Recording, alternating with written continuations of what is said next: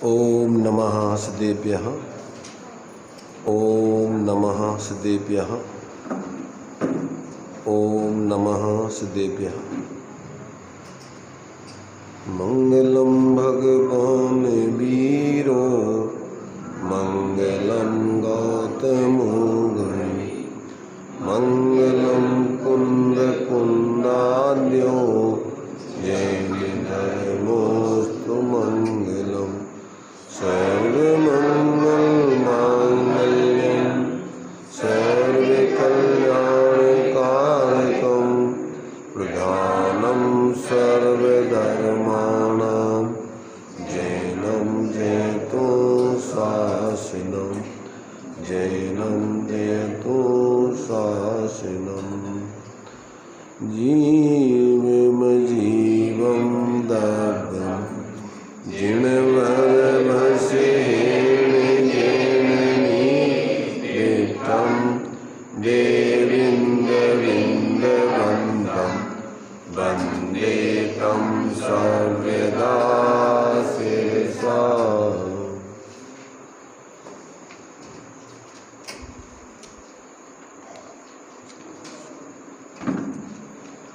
द्रव्य संग्रह जी ग्रंथ अपना स्वाध्याय में चल रहा है। बहुत ही सुंदर ग्रंथ है। इसके विषय को यदि अच्छे से समझ लिया जाए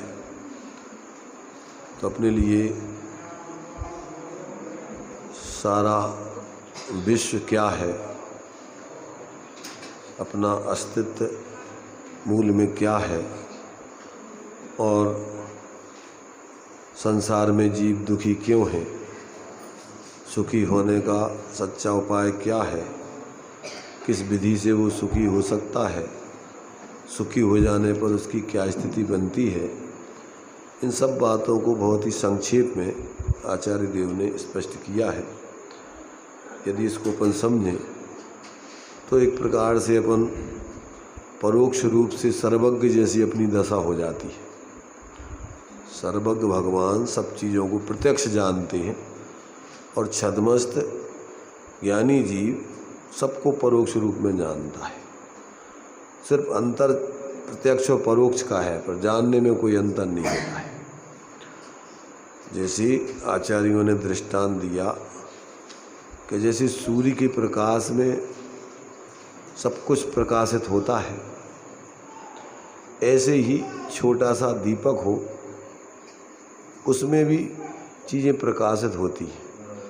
अंतर इतना है कि दीपक को या टॉर्च को आप जहाँ उसका प्रकाश फेंकोगे उतनी चीज़ें प्रकाशित करेगा, परंतु प्रकाशित करने में कोई अंतर नहीं होता है। दीपक से किसी भी चीज़ को उसके प्रकाश में देखो और चाहे सूर्य के प्रकाश में देखो, उन दोनों में उस वस्तु के दिखने में कोई अंतर नहीं आएगा। बस टॉर्च या दीपक से आप क्रम से देख सकते हो, थोड़ा स्थूल रूप में दिखाई देगा, पर वस्तु जो है वो कोई अन्यथा नहीं दिखती। ऐसे ही अपना जो वर्तमान में अपना ज्ञान है, मतिसुतक ज्ञान, ये भी भगवान सर्वज्ञ के केवल ज्ञान जैसा ही जानने का काम करता है। इसमें भी स्वपर प्रकार पदार्थों को जानने की सामर्थ्य विद्यमान है। तो ये अपन को अपने ज्ञान में जो भगवान सर्वज्ञ ने इस विश्व की व्यवस्था को देखा, 6 द्रव्य 7 तत्व 9 पदार्थ आदि, अपन भी यदि परोक्ष इस ज्ञान में मतिसुतक ज्ञान में इन सबको समझ लें तो अपना जीवन भी भगवान सर्वज्ञ जैसा, जैसे वो आनंद में है, सबको जानते हुए किसी प्रकार से किसी में उनको मोह राग द्वेष आदि नहीं हो रहा है। अपन भी यदि सम्यक प्रकार से वस्तु स्वरूप को समझ लें तो अपन भी जानते हुए सहज आनंदमय रह सकते। तो ये जो है, ये अपन को ग्रंथ भगवान सर्वज्ञ ने जिस विश्व को जैसा ज्ञान में उनके देखा और उसी ज्ञान में जीवों के कल्याणार्थ ये सब वस्तु का स्वरूप भव्य जीवों के भाग्य से उनकी दिव्य ध्वनि में खिरा और गणधर आदि ने वो शास्त्रों में लिपिबद्ध करके गूंथ करके और फिर क्रम से यहाँ तक अपने पास तक ये सब ज्ञान आया है। तो यदि इसके माध्यम से अपन भी समझें तो अपने ज्ञान में भी जो कुछ भगवान जानते हैं वही सब जानना अपने में हो सकता है। और जैसे वो सुखी हुए हैं, अपन भी उसी तरीके से जान करके अपन किसी पर पदार्थ में मोह राग द्वेष नहीं करें। इसमें आगे दिया हुआ है कि अगर सुखी होना है, मन को शांत करना है, तो क्या उपाय है कि माँ मुझ्जय माँ रज्जय माँ दुस्सय इट्ठन इट्ठत्तीस। किसी भी पदार्थ में, इष्ट अनिष्ट तो ये व्यवहार से कह रहे हैं, पर किसी भी पदार्थ में मोह मत करो, राग मत करो, द्वेष मत करो, तो क्या हो जाएगा? विचित्त झाणप्य सिद्धि की, आपको निर्विकल्प ध्यान की, आत्म ध्यान की सिद्धि हो जाएगी, धर्म ध्यान की, शुक्ल ध्यान की क्रम से सिद्धि हो जाएगी। ये अपन को जो है सुखी होने के लिए आचार्यों ने अपन को सूत्र दिए, ये गाथाएँ लिखी। तो इनको अपन जो है क्रम से पढ़ के कि क्या है विष, 6 द्रव्य, 7 तत्व, 9 पदार्थ, उसमें निश्चय मोक्ष मार्ग, व्यवहार मोक्ष मार्ग, उसका कारण स्वरूप ध्यान कैसे होता है, वो सब विधियाँ इसमें अपन को आचार्य देव ने बहुत संक्षेप में सुंदर तरीके से समझाई। तो ये अपने लिए अभी अपन ने 4 गाथाएँ पढ़ ली थी। इन 4 गाथाओं में जो विषय अपन को आया है, चूँकि पहला अधिकार 6 द्रव्य पंचास्तिक आदि के स्वरूप को समझाने के लिए है कि जो विश्व 6 द्रव्यों का समूह है, जिसमें दो जाति के द्रव्य हैं, एक चेतन अचेतन, और अचेतन जाति के द्रव्य 5 प्रकार के हैं। 4 प्रकार के द्रव्य तो अमूर्तिक हैं, वो छद्मस्त के प्रत्यक्ष ज्ञान गोचर नहीं होते, परंतु परोक्ष ज्ञान में आगम आदि से पढ़ करके समझ करके उसको भी परोक्ष ज्ञान में वो 6 द्रव्यों का स्वरूप ज्ञान में आता है। तो उन 4 द्रव्यों को अपन आगम से समझ करके, और पुद्गल द्रव्य जो है वो सूक्ष्म रीति से तो मुख्य रूप से केवल ज्ञान में ही आता है, परंतु अपने छद्मस्तों के ज्ञान में भी पुद्गल तो स्थूल रूप में सब अपने जीवन में सब 5 इंद्रियों का विषय बन ही रहा है। जो कुछ भी अपन देख रहे हैं, जो कुछ भी सूंघ रहे हैं, सुन रहे हैं, जो कुछ भी चख रहे हैं, छू रहे हैं, ये सब बहुत मोटे मोटे पुद्गल स्कंदों का समूह है। तो इसी की जब भेद करके माने इस स्कंद को ही अगर ये विघटित होता जाए, गलता जाए और अंतिम स्थिति को पहुंच जाए, तो वो अंतिम परमाणु की दशा उसकी मूल में शुद्ध द्रव्य की है। और वो ही क्या है, स्कंद रूप में फिर 2 या 2 से अधिक आदि परमाणु जो है मिलकर के स्कंद बन जाते। उनमें सूक्ष्म और स्थूल रूप से परिणमन की योग्यता है। तो वे जो है सूक्ष्म रीति से भी स्कंद रूप परिणमन करते हैं, तो अपन को आँखों का विषय नहीं बनता, अवधि ज्ञान आदि का विषय बनते। जब स्थूल रूप से परिणमन करते हैं तो फिर अपने लिए आँख आदि का विषय बनता है। ऐसा जो है ये मूल में अपने लिए सारा जो कुछ भी दिख रहा है 5 इंद्रियों का विषय है, ये सब एक पुद्गल द्रव्य का परिणमन है और बहुत स्थूल परिणमन है ये, जो अपन को बहुत मोटे रूप में दिखाई देता है। तो यहाँ अपन को अभी जो है इन सब बातों को क्रम से आचार्य देव समझा रहे हैं। तो सबसे पहले अपन को ये जीव अधिकार के अंतर्गत 9 तरीके से जीव को स्वरूप को समझाया जा रहा है। तो 9 प्रकार से जीव के स्वरूप को समझाने के लिए जो अपन ने दूसरी गाथा पढ़ी थी, वो जो जीता है, उपयोगमयी है, अमूर्तिक है, करता है, भोगता है, संसार में स्थित है, अमूर्तिक है, जीवो भोगमो अमुत्ति कत्ता सदेह परिमाण, अपने स्वदेह प्रमाण है, और भोगता है, संसार में स्थित है, सिद्ध है, और स्वभाव से ही ऊर्ध्वगमन करने वाला है। तो ये 9 तरीके से अपन को इस जीव के बारे में समझना जरूरी है, क्योंकि लोगों को अनेक प्रकार की भ्रांति इस संबंध में जीव के बारे में रहती। तो अभी अपन ने तीसरी गाथा में पहला जो जीव का जो जीता है, तो कैसे जीता है कि तीनों कालों में जो व्यवहार से सामान्य से 4 प्राणों से जीता है, इंद्रिय, बल, आयु, श्वासोच्छ्वास और निश्चय से जो एक चैतन्य प्राण से ही जीता था, जी रहा है, जीता रहेगा, वो जीव है, ऐसा जानना चाहिए। तो ये जीव के बारे में अपन को, चूँकि लोक में अपन को अमूर्तिक सत्ता जो है अपन को, चूँकि वो शरीर में रहते हुए भी इंद्रिय, बल आदि और आयु, श्वासोच्छ्वास आदि के साथ रहते हुए भी वो इन संयोग रूप नहीं हो जाता है। भले ही वो संसार दशा में अभी कर्म बंधन की स्थिति में इन संयोगों के साथ रह रहा है, परंतु उसने अपना असंयोगी स्वरूप, अमूर्तिक स्वरूप को छोड़ा नहीं। इसलिए अपन को परमार्थ से तो वो अपने चैतन्य स्वरूप में ही उस समय भी विद्यमान है। ऐसा अपन को अपने उस जीव को व्यवहार में भले ही संयोगों में अपन उपचार से 1 इंद्री 2 इंद्री 3 इंद्री 4 इंद्री 5 इंद्री संगी असंगी आदि बोलते हैं, इतनी आयु वाला भैया 100 साल के हो गए, परंतु वास्तव में तो कर्म के उदय का बंधन की अवस्था है। वास्तव में जीव कोई आयु वाला नहीं है। परमार्थ से तो जीव कैसा है, वो तो शाश्वत है, अनादि अनंत तत्व है। और वो जब तक अपन उस अनादि अनंत तत्व को अपना स्वरूप अंदर में नहीं देखते जानते, तब तक इन्हीं में अपन तन उपजत अपनी उपज जान तन नसत आपको नाश मान। क्या करते हैं कि शरीर से अपनी सत्ता मानते हैं, शरीर के नाश से अपना नाश मान लेते। उल्टी स्थिति है। जबकि जीव की सत्ता से इस शरीर को व्यवहार से जीवित कहते हैं, और क्या होता है कि जीव के निकल जाने से इस शरीर को मुर्दा कहते हैं। और होता क्या है कि शरीर के रहने से जीव को जिंदा कहते हैं, और शरीर के छूट जाने से आत्मा को मरा कहने लगते हैं, शरीर का वियोग हो जाने से। तो उल्टी विपरीत मान्यता है। जबकि जीव के सानिध्य से शरीर को उपचार से जिंदा कहते हैं, और जीव के निकल जाने से इसको मुर्दा कहते हैं। अजीब कम, इसका क्या है जीवन। तो मूल में तो ये है उल्टी। और स्थिति अपन क्या मानते हैं, शरीर के रहने से जीव को जिंदा कहते हैं, और शरीर के छूट जाने से आत्मा को मर गया कह देते हैं। तो ये तो उल्टी मान्यता है ना।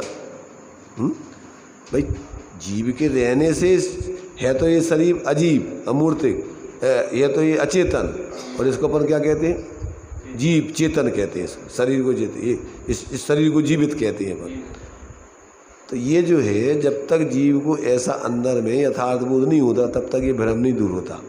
तो ये तीसरी गाथा में जीव का यथार्थ जीवन है चेतन, और संयोग रूप के आधार से व्यवहार में संसार में ये क्या है, 4 प्राणों वाला सामान्य से, अथवा विस्तार से 10 प्राणों वाला, यथायोग 1 इंद्री 2 इंद्री 3 इंद्री जितनी जितनी इंद्रियाँ बढ़ती जाती हैं, उतने उतने प्राण उसके व्यवहार से कहे जाते हैं। तो ये तीसरी गाथा अपन ने पढ़ ली थी, इसका अर्थ समझ लिया था। चौथी गाथा को अपन को समझना बाकी था। तो चौथी गाथा में अपन ने जो पढ़ा था कि दूसरा नंबर का जो पॉइंट है 9 में, जीवो उपयोगमयी। तो कहते हैं उपयोगमयी कैसा है जीव, वो उपयोग कितने प्रकार का है, व्यवहार से परमार्थ से कितने प्रकार का है। तो उसमें ये दिया था कि उपयोगो दुवियप्पो। कैसा है जीव, उपयोग, जो जीव का उपयोग है वो 2 प्रकार का है। उपयोगो दुवियप्पो, 2 विकल्प यानी भेद वाला है। कौन सी भेद है वो, दंसणाणम च, दर्शन उपयोग और ज्ञान उपयोग, और दंसणम चतुधा। उस दर्शन उपयोग के कितने भेद हैं, दर्शन उपयोग के 4 भेद हैं। कौन कौन से, चक्षु अचक्षु, ओही माने अवधि, और केवल दर्शन। दंसन मद केवलम नियम, और उसके केवल दर्शन जाननेयम जानना चाहिए। जैसे 4 दर्शन हो गए। तो अब ये चक्षु दर्शन क्या है, अचक्षु दर्शन क्या है, अवधि दर्शन क्या है, केवल दर्शन क्या है। तो दर्शन माने क्या होता है, सामान्य अवलोकन।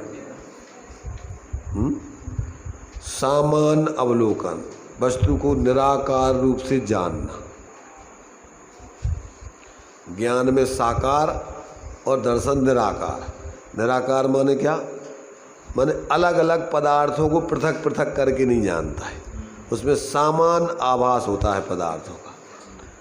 और छद्मस्तों के दर्शन पूर्वक ही ज्ञान होता है। दंसन पुब्बम नाणम छद्मत्थाणम न दुर्नि होगा।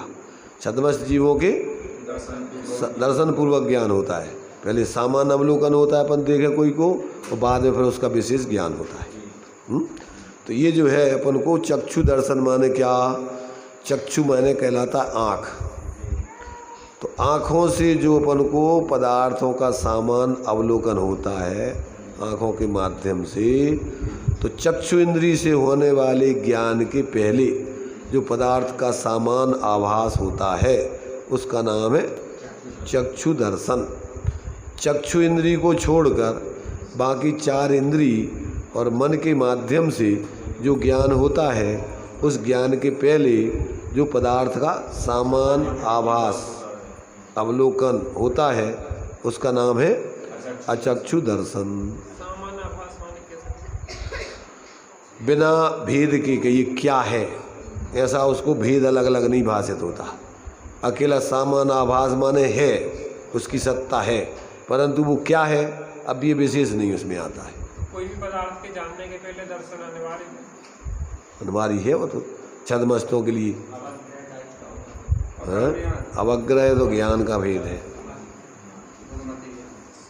अवग्रह ज्ञान का भेद है। इनके पहले दर्शन होता है वो सामान अवलोकन। तो अपना सूक्ष्म होता है इसलिए पकड़ नहीं पाते क्या जल्दी से उपयोग लग जाता है उसमें, ये क्या है क्या नहीं है। नहीं, वो तो ज्ञान तत्काल ही जो है अपन देखो। उसके बाद दर्शन के बाद क्या होता है, कौन सा ज्ञान? मति ज्ञान में कितने भेद हैं? अवग्रह या अवाय धारणा। तो दर्शन पूर्वक जो अवग्रह, अवग्रह माने क्या होता है? कुछ है, आसमान में आपने देखा कुछ है, अब सफ़ेद सफ़ेद आपको भाषित होगा कुछ है। तो अब ये इच्छा हुई कि क्या है ये सफ़ेद सफ़ेद, ये जो है पक्षी है कि पतंग है, ऐसे आपको अंदर में जानने की जिज्ञासा हुई कि ये क्या है ऊपर। तो इहा माने जानने की जिज्ञासा। अब लक्षणों से आपने क्या कर लिया कि उसमें देखा कि उसमें सफ़ेद सफ़ेद पूंछ लटक रही है बहुत लंबी, और वो त्रिकोण रूप से कोई उसको हिला रहा है, तो देख लिया कि ये तो पतंग है।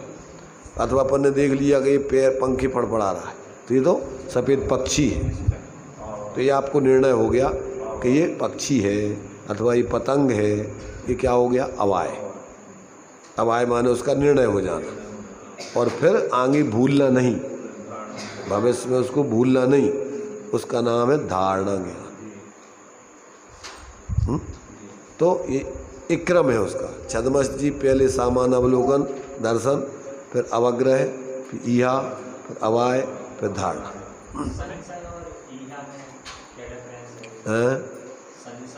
संशय में तो 2 पदार्थों में ये है कि ये है, ये निर्णय होता है। ऐसा नहीं होता संशय। संशय में 2 चीज़ें हो गई, सांप या रस्सी। उसमें सांप और 2 चीज़ें नहीं दिख रही, उसमें तो सिर्फ जिज्ञासा हो रही कि क्या है। उसमें दो पक्षों में नहीं उसका डमाडोल हो रही है। उसके ज्ञान में ये नहीं आ रहा है कि ये सांप है कि रस्सी, उसके ज्ञान में तो ये है क्या, इतनी जिज्ञासा हो रही। हाँ, जानने की जिज्ञासा उस यहाँ में। और संशय में तो 2 पदार्थों में डमाडोलपना चल रहा है कि ये है कि ये है कि ये है कि ये, वो है उसमें। तो ये जो है ये अपन को जो है क्या है कि जो 4 प्रकार का दर्शन है, चक्षु दर्शन, चक्षु इंद्री से होने वाले ज्ञान के पहले जो पदार्थ का सामान आभास होता है उसका नाम है चक्षु दर्शन। चक्षु इंद्री को छोड़ के बाकी स्पर्शन, रसना, घ्राण और कर्ण और मन, इनके माध्यम से होने वाले ज्ञान के पहले जो पदार्थ का सामान आभास होता है उसको बोलते अचक्षु दर्शन। चक्षु को छोड़ के बाकी इंद्री और मन से होने वाला सामान आभास, उसका नाम है अचक्षु दर्शन। और अवधि दर्शन, अवधि ज्ञान के पहले होने वाले सामान आभास को बोलते हैं अवधि दर्शन। और केवल ज्ञान के साथ साथ होने वाला पदार्थ का सामान आभास, उसका नाम है केवल दर्शन। केवल ज्ञान और केवल दर्शन दोनों साथ साथ, उसमें समय का अंतर नहीं है, दोनों युगपत चलते।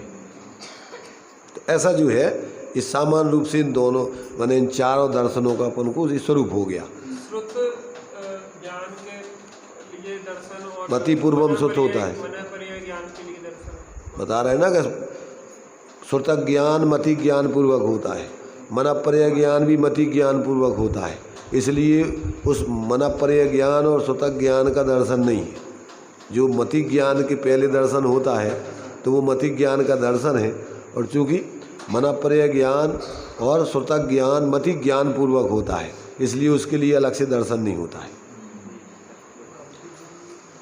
तो देखिए यहाँ पर अपने लिए अब इसमें जो आगम के आधार पर उसका स्वरूप बताया है उसको भी अपन थोड़ा सुनते हैं, उसको भी पढ़ते हैं। देखिए सभी लोग थोड़ा ध्यान से देखेंगे, क्योंकि उसको अपन शास्त्रों में जिस भाषा में लिखा है उसको पढ़ें। उपयोग दो प्रकार का है, दर्शन नाणम चे, दर्शन और ज्ञान। दर्शन निर्विकल्प है और ज्ञान सविकल्प है। यहाँ निर्विकल्प का मतलब निराकार और सविकल्प का मतलब साकार। यहाँ विकल्प का मतलब ये नहीं है कि अपने मन में जो विकल्प उठते हैं भैया में तो बहुत विकल्प चल रहे हैं, वो विकल्प की बात नहीं चल रही है। राग द्वेष वाले विकल्प नहीं, मोह वाले विकल्प। यहाँ क्या है, यहाँ विकल्प का अर्थ होता है भेद और निर्विकल्प का अर्थ होता है अभेद या सामान्य। तो उसमें ज्ञान में भेद, जो पदार्थ जैसा है उसके अलग अलग आकार सहित ज्ञान में आता है, पर दर्शन में निराकार, उसमें भेद सहित ज्ञान में नहीं आता है कि क्या है। तो ये जो है यहाँ सविकल्प, जैसे ज्ञान में भी विकल्प का प्रयोग करते हैं और चारित्र में भी विकल्प का प्रयोग करते हैं। चारित्र में राग द्वेष आदि को विकल्प कहते हैं, ज्ञान में जो विकल्प कहते हैं उसको क्या, किस रूप में लेंगे? ये बता रहे ना, ज्ञान में जो विकल्प माने अलग अलग पदार्थों को जानना, उसका नाम है सविकल्प। केवल ज्ञान भी सविकल्प होता है, ज्ञान स्वभाव से ही सविकल्प है। तो सविकल्प का मतलब प्रत्येक पदार्थों को पृथक पृथक जानने के स्वभाव वाला, इसका नाम है सविकल्प। विकल्प माने भेद पूर्वक जानना, और ये निर्विकल्प माने होता सामान आभास, उसमें पदार्थों का भेद करके जानना कि क्या है, ये जीव है कि अजीब है, आश्रव है, बंध है, ये ऐसे भेद नहीं होते उसमें। उसमें सिर्फ सामान आभास होता है।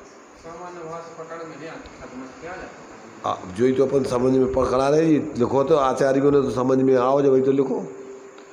पकड़ में मतलब देखो, पकड़ने का मतलब क्या होता है, पकड़ने का मतलब होता है अपन को ज्ञान में समझ में आना। हाँ, तो ज्ञान में समझ में आएगा जब वही तो अपन ये सब गुणों का स्वरूप लिखा है उनने, नहीं आवे तो लिखेंगे कैसे भी। नहीं, ये भी ज्ञान ही में समझ में आएगा, ये ज्ञान में समझ प्रैक्टिकल ही रूप में अपन को समझ में आता है। क्यों नहीं आता है, अपन ने कोई चीज़ देखी तो अपन को समझ में आ रही कि अपन ने देखी। अब क्या है, जब वो विशेष ज्ञान हो जाएगा तो कि हाँ ये अभी फलानी चीज़ है, तो ये अपन को समझ में आता है कि हमें भैया कछु देखो है अपन ने। अब क्या देखो, अब वो ज्ञान बताएगा क्या है, वो ज्ञान बताएगा। पर जो देखना हो रहा है वो तो दर्शन में हो रहा है ना, देखने पूर्वक ही जानना होता है। मैंने हमने एक पदार्थ से दूसरे पदार्थ की ओर डायरेक्शन किया तो पहले उसके दर्शन होगा फिर ज्ञान होगा। ये दूसरी विवक्षा है, अभी वो विवक्षा यहाँ नहीं है। अभी जो है दर्शन को जो बोलते हैं तो वो तो बोलते हैं आत्मावलोकनम दर्शनम और ज्ञानावलोकनम ज्ञेयावलोकनम ज्ञानम, वो विवक्षा अभी दूसरी है वहाँ। अभी ये विवक्षा नहीं यहाँ लगाना। अभी क्या लगाना यहाँ तो सामान्य का अर्थ पदार्थों का भी सामान्य अवलोकन और विशेष का अर्थ होता है पदार्थों का विशेष जानना। वहाँ सामान्य माने आत्मा लिया है, तो आत्मा की तरफ उपयोग गया वो हो गया दर्शन, और फिर बाहर की तरफ जानने में उपयोग गया वो हो गया ज्ञान। तो वो विवक्षा दूसरी है। जो तुम्हारे से सठखंडागमकार जो है जो लिखते हैं आत्मावलोकनम दर्शनम और ज्ञेय अवलोकनम ज्ञानम, माने जो बाह्य पदार्थों को जानना ज्ञान और आत्मा को जानना दर्शन।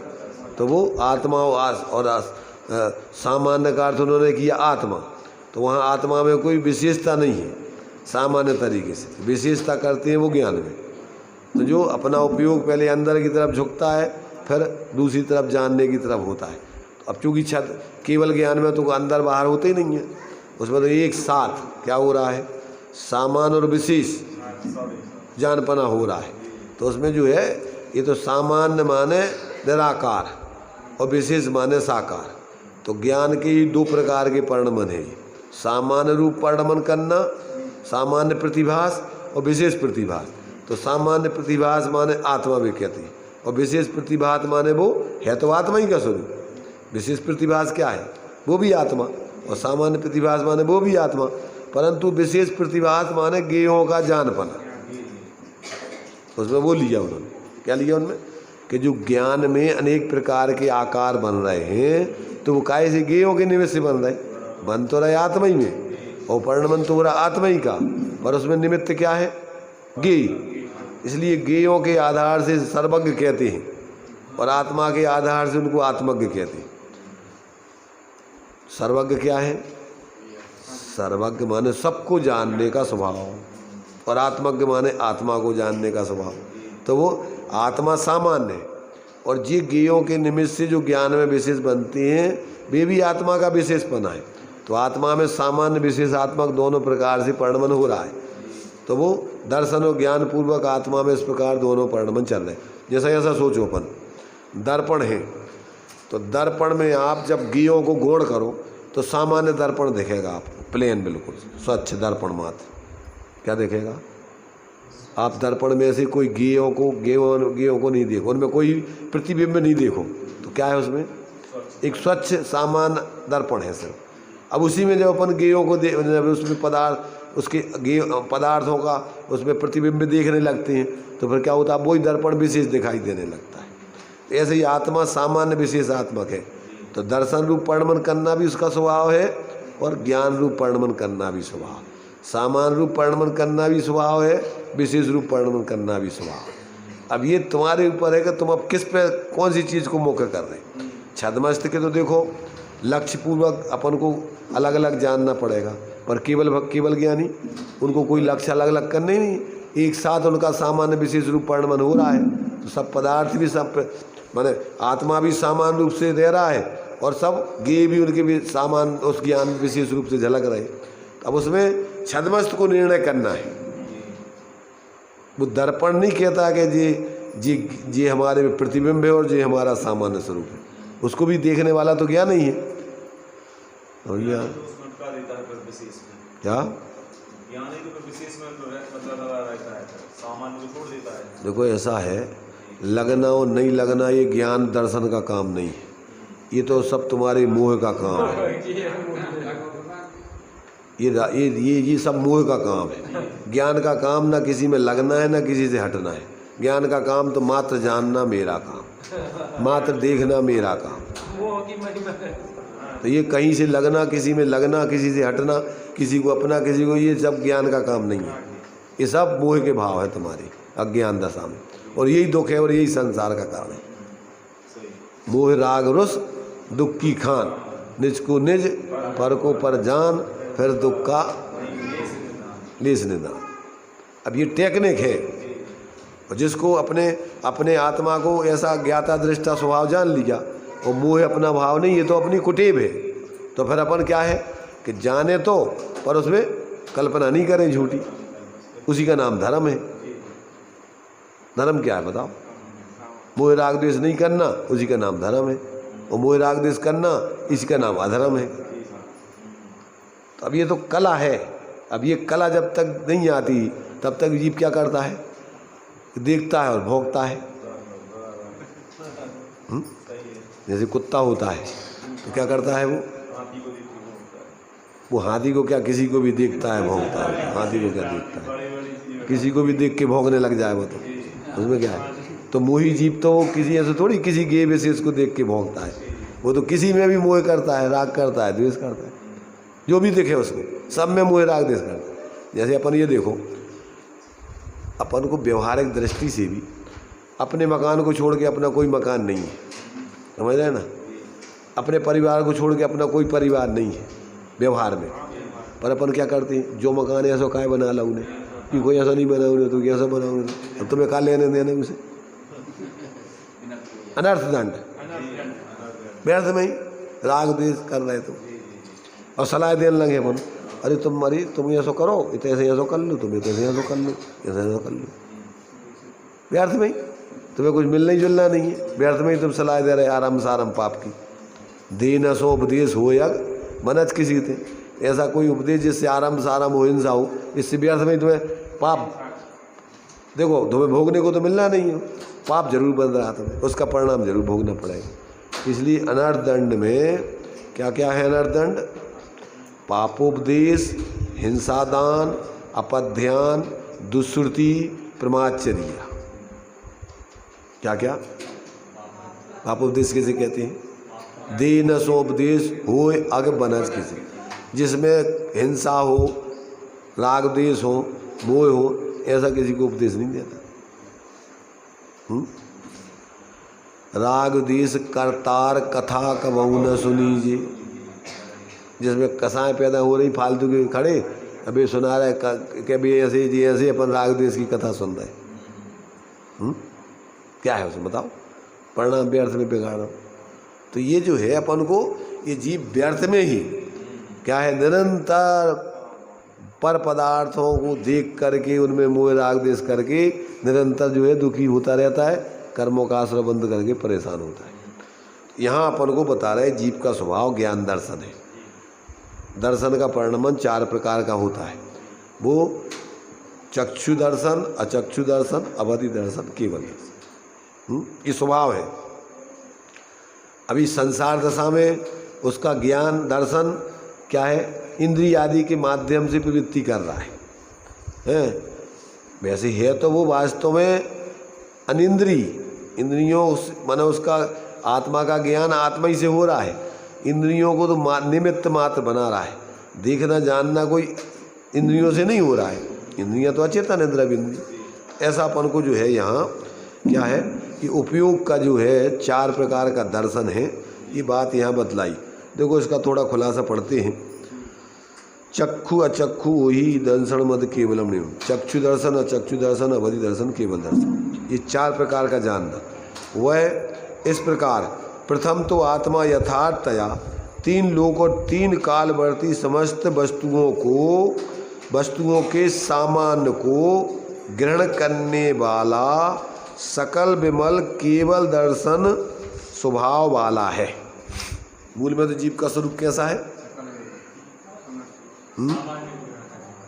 नहीं, मूल में तो जीव का स्वरूप ये कह रहे हैं कि प्रथम तो आत्मा यथार्थतया 3 लोक 3 कालवर्ती समस्त वस्तुओं के सामान्य को ग्रहण करने वाला सकल विमल केवल दर्शन स्वभाव वाला है।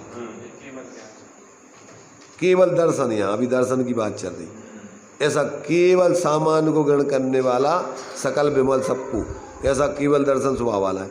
पश्चात, अब पश्चात माने समस्या क्या हो गई? मूल स्वरूप तो ये है, अब उसकी समझ परिस्थिति क्या बन रही? अनादि कर्म बंध के अधीन होकर चक्षु दर्शनावरण कर्म के क्षयोपशम से और बहिरंग द्रविंद्री के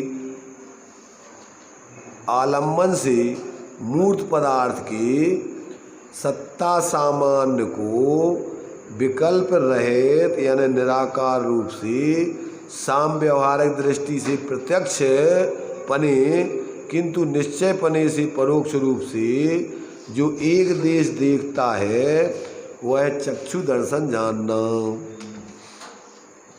क्या परिभाषा है? चक्षु इंद्रियावरण कर्म के क्षयोपशम से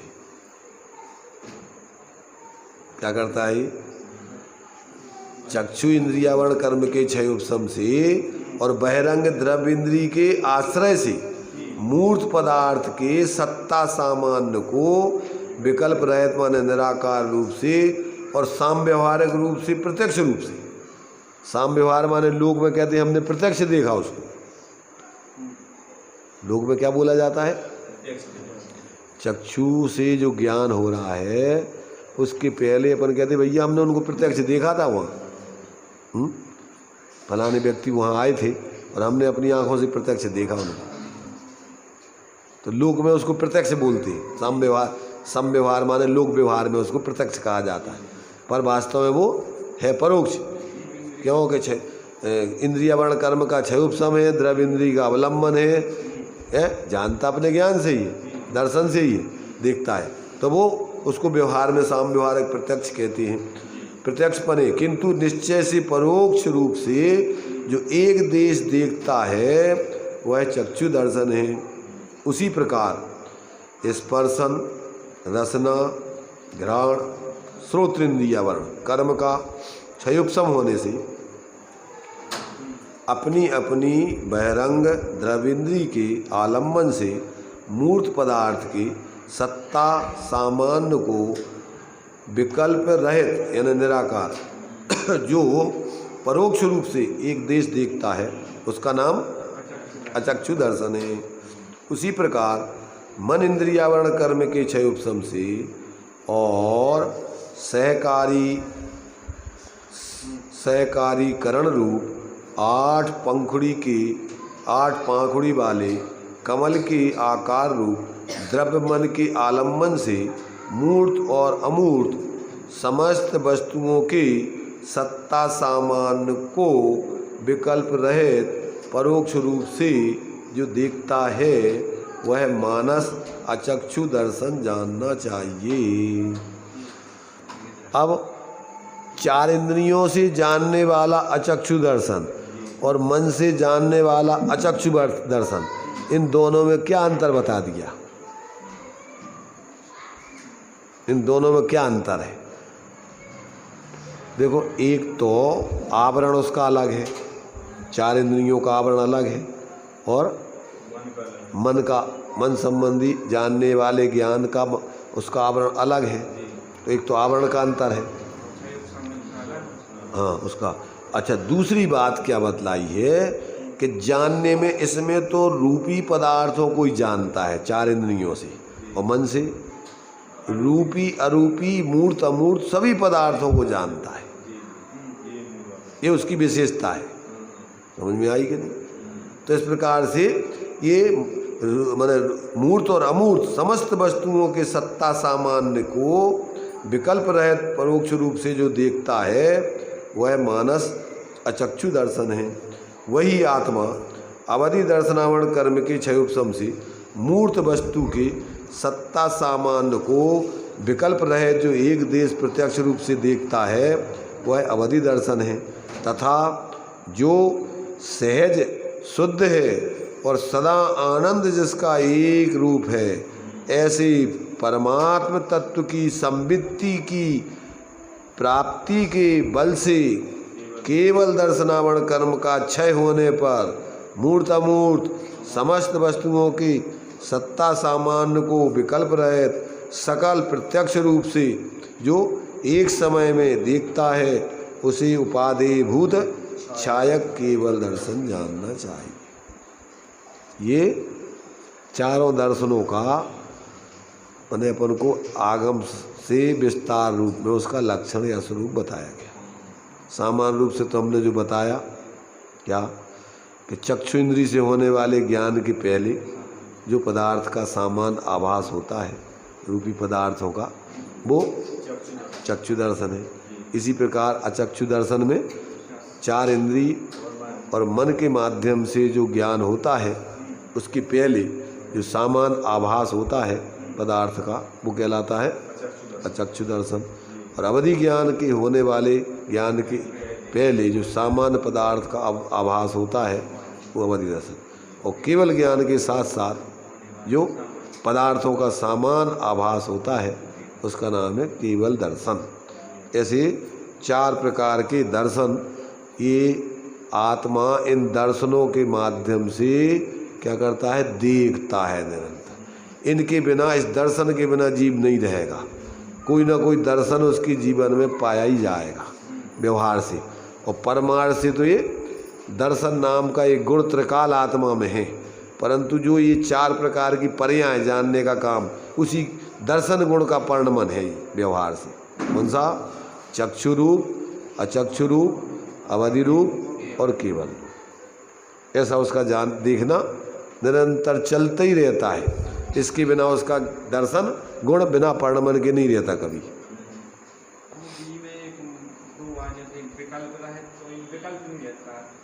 वही तो हमने बता रहा है कि विकल्प माने भेद रहित। हाँ, उसका भेद रहित का विकल्प का मतलब होता है भेद, और निर्विकल्प का मतलब होता है सामान्य। उसमें कोई विशेषता नहीं दिख रही कि ये क्या है। इस अपेक्षा से। और मन से अरूपी को जानता है। रूपी अरूपी दोनों को जानता है मन से। मन में अपन कैसे जानते मन से अपन यहाँ बैठे हुए हैं तो अपन छह द्रव्यों का स्वरूप विचार कर रहे हैं आगम पूर्वक। भाई अधर्म द्रव्य है, लोक प्रमाण अमूर्तिक फैला हुआ है, उसमें जीव और पुद्गल जब गति से एक क्षेत्र से क्षेत्रांतर होते हैं तो वो धर्म द्रव्य उसमें निमित्त होता है। आगम चक्षु से नहीं जाना, अपने ज्ञान चक्षु से अपने ज्ञान दर्शन पूर्वक ही जान रहे देख रहे अपन। आगम तो निमित्त मात्र है, देखना जानना कैसे हो रहा है, तो अपने ज्ञान दर्शन से हो रहा है। तो ये जो है अपन को मन के माध्यम से अपना निरंतर चिंतन चलता ही रहता है, सोचते रहते अपन। जो अपन ने चीज़ें देखी तो अब भी विचार करते रहते मन से। जैसे मान लीजिए अपन अभी यहाँ बैठे हुए, अब अपन को घर देखना है अपना, तो यहीं बैठे बैठे देख लोगे कि नहीं, कैसे देखोगे? मन से जो तुम विचार करोगे, जो तुमने अपना घर है, अपने ज्ञान में पहले अपना घर का ज्ञान में आएगा, फिर अपन उसका विचार करेंगे। देखो ये इतने कमरे हैं, ये इतनी मंजिल है, सब आने लगेगा ही। तो कहाँ से कर रहे हैं अभी? ये मन पूर्वक विचार कर रहे हैं। तो ये मूर्तिक ऐसी अमूर्तिक का विचार कर सकते हैं कि आत्मा ऐसी ज्ञान दर्शन स्वरूपी असंख्यात प्रदेशी अमूर्तिक सत्ता वाला द्रव्य है। जैसा मन से अपन दोनों का विचार करते हैं, मूर्तिक अमूर्तिक का। तो ये चौथी गाथा का विषय अपन ने सामान्य से विचार कर लिया। तो जीव में एक दर्शन नाम का गुण है, और वो दर्शन नाम का गुण का परिणमन 4 प्रकार से होता है। संसार दशा में, चक्षु अचक्षु अवधि रूप में, छद्मस दशा में, और सर्वज्ञ दशा में केवल दर्शन के रूप में उसका परिणमन चलता रहता है। सब पदार्थों का आभास उसके दर्शन गुण में क्या है, ज्ञान के साथ एक साथ सामान्य प्रतिभास होता रहता है उसमें। इस प्रकार से ये दर्शन का स्वरूप, यानी जीव दर्शन के बिना नहीं रहता कभी। और वो व्यवहार में दर्शन का परिणमन 4 प्रकार से, आपको चाहे संसारी जीव हो या मुक्त, मतलब कोई ना कोई परिणमन। मुक्त होंगे तो केवल दर्शन चलेगा, तो संसार में होंगे तो इन 3 प्रकार के दर्शनों से तो उसका परिणमन चल रहा होगा। केवल दर्शन कैसे माने? केवल ज्ञान के पहले सामान्य था, हम बता रहे हैं, पहले बाद में तो छद्मस्त में होते, सर्वज्ञ में पहले बाद में नहीं होते।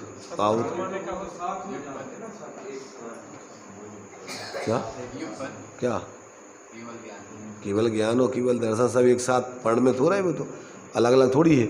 उसमें क्या अलग अलग लब्धि उपयोगात्मक है, वो तो एक साथ सबका परिणमन चल रहा है। इसलिए ये केवल ज्ञान के साथ साथ केवल दर्शन एक साथ चलता है, उसमें कोई पहले और बाद की बात नहीं, उनमें समय भेद नहीं है। छद्मस्त का मतलब होता है जब तक पूर्ण ज्ञान नहीं होता है तब तक ज्ञान की नकली, छद्म माने नकल, नकली, असली रूप नहीं है उसका।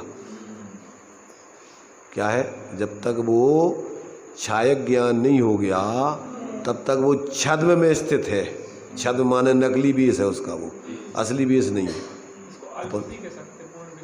और अल्प कहो, छद्म कहो, क्षयोपम ज्ञान कहो, अल्प ज्ञान कहो, अल्प दर्शन कहो, अब उसके नाम कुछ भी कहो, भाव समझ में आने चाहिए। जैसे कोई व्यक्ति छद्म बेस में रहता है ना, छद्म, तो वो उसका असली रूप नहीं है। ऐसे ये जीव का जब तक पूर्ण ज्ञान प्रकट नहीं हो जाए, पूर्ण दर्शन प्रकट नहीं हो जाए, तब तक वो छद्मस्त, छद्म में स्थित है। तो क्षयोपम ज्ञान है जब तक छद्मस्त कहलाता है, 12वें गुण स्थान पर। इसके बाद सर्वज्ञ। अब देखिए 5, अभी इन 3 गाथाओं तक ज्ञान दर्शन उपयोग का ही विस्तार है। तो अभी ज्ञान दर्शन, दर्शन और ज्ञान 2 जीव के उपयोग के 2 भेद हो गए। दर्शन उपयोग के 4 भेद। अब ज्ञान के 8 भेद बतलाए आगे की गाथा में अपने लिए। क्या बतलाए? ज्ञान 8 प्रकार से परिणमित। देखो ज्ञान गुण तो एक ही है, ज्ञान 8 नहीं हो गए।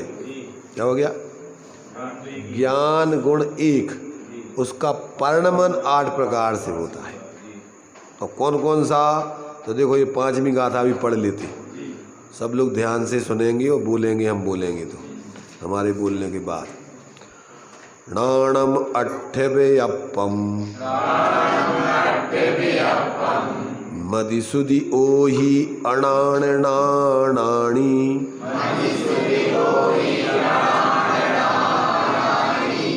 मणपज्जय केवलमवि। इसमें मणपज्जव ऐसा लगा ना, कहीं पज्जय भी लिखा रहता है, कहीं पज्जव भी लिखा है, तो इसमें पज्जव लिखा है। मणपज्जव केवलमवि पच्चक्ख परोक्ष भेयं च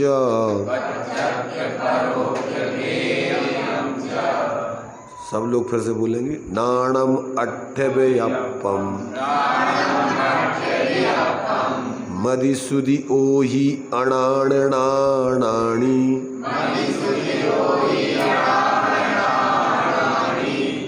मणपज्जव केवलमवि पच्चक्ख परोक्ष भेयं च।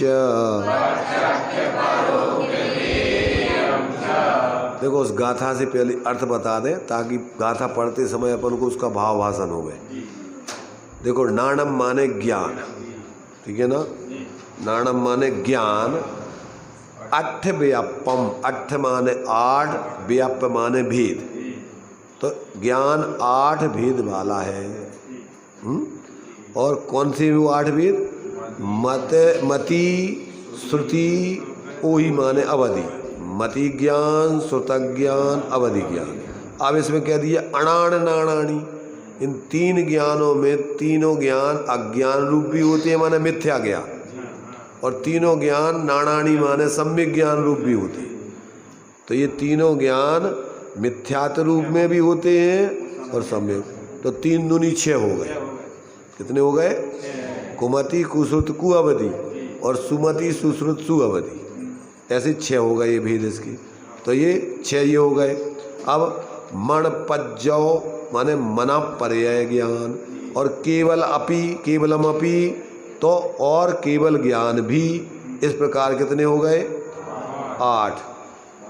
मति ज्ञान के 3 अज्ञान, मति श्रुतावधि के 3 अज्ञान और ज्ञान, ऐसे 6। और मन पर्याय ज्ञान और केवल ज्ञान। इसमें सम्यक मिथ्या, इसमें तो सम्यक ही होते हैं, मिथ्या नहीं होती। मन पर्याय ज्ञान केवल ज्ञान सम्यक ही होते, मिथ्या नहीं होते, ज्ञानियों को ही होते। और इन्हीं को 8 ज्ञानों को 2 भागों में बांट सकते हो। प्रत्यक्ष परोक्ष माने प्रत्यक्ष और प्रत्यक्ष और परोक्ष के रूप में इनको 2 भेद से, इनको 2 नाम भी कहते हैं, परोक्ष ज्ञान और प्रत्यक्ष ज्ञान।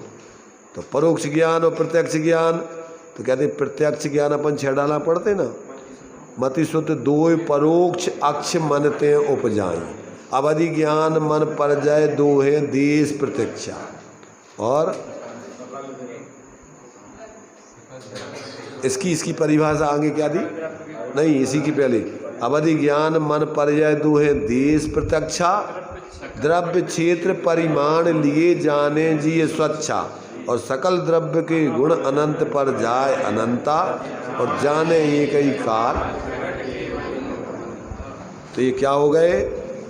ये अपने लिए 2 ज्ञान, मति ज्ञान श्रुतक ज्ञान परोक्ष होते, और इनकी चूंकि 2 भेद मिथ्या 2 सम्यक हैं, तो ये 4 भेद परोक्ष हो गए।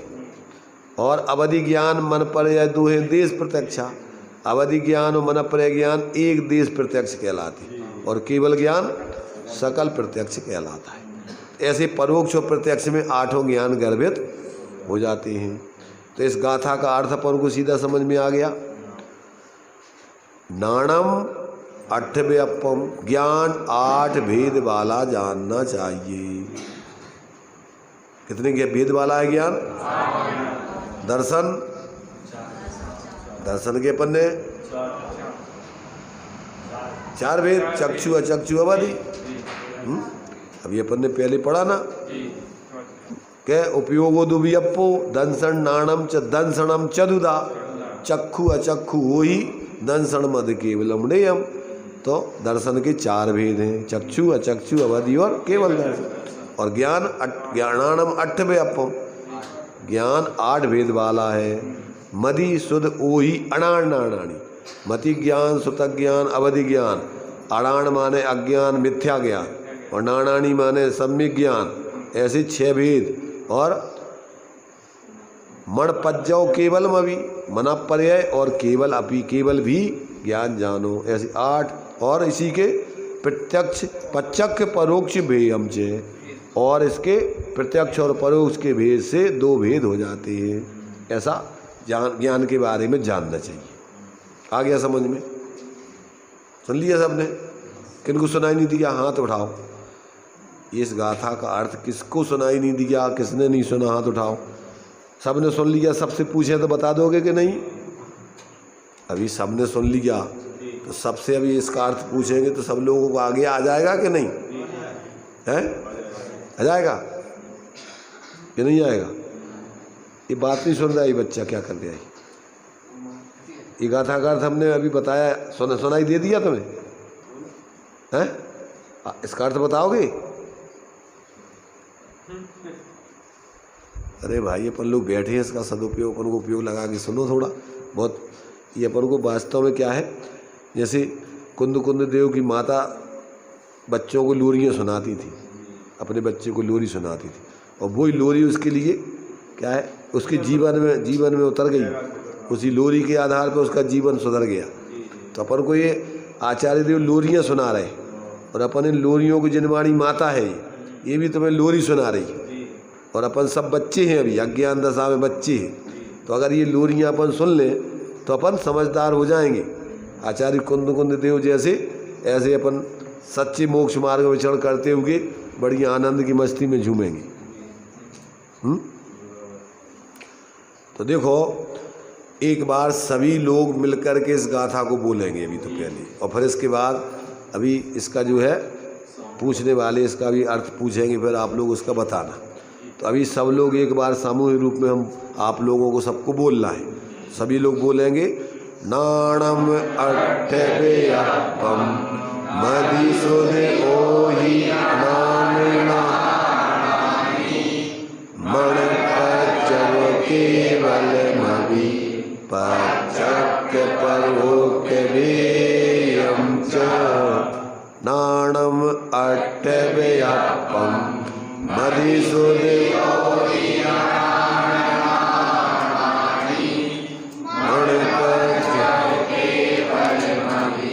पच्चक्य परोक्य भेयं च। ये 5 गाथाएं हो गई अपनी। उपयोग की 2, अपन को 2 गाथाओं में अपन ने उपयोग के बारे में समझा। अभी एक गाथा और है तीसरी उपयोग के बारे में, उसके बारे में अपन बाद में देखेंगे। तो अभी एक एक चीज़ को अपन थोड़ा थोड़ा अगर सुनते जाएं, समझते जाएं, तो धीरे धीरे अपन बोलते हैं बूंद बूंद से घट बढ़ जाता है। ऐसे ही अपन धीरे धीरे करत करत अभ्यास के जड़मती हो सुजान, और रसरी आवत जात है। इतनी नरम रस्सी भी उस कठोर पट्टी पे अगर बार बार घिसाओ, चलाते रहो, तो वो पट्टी भी घिस जाती। तो अपनी बुद्धि तो इतनी कठोर नहीं है अभी कि अपन अभ्यास करें, अपन को याद नहीं हो, समझ में नहीं आए। चलिए।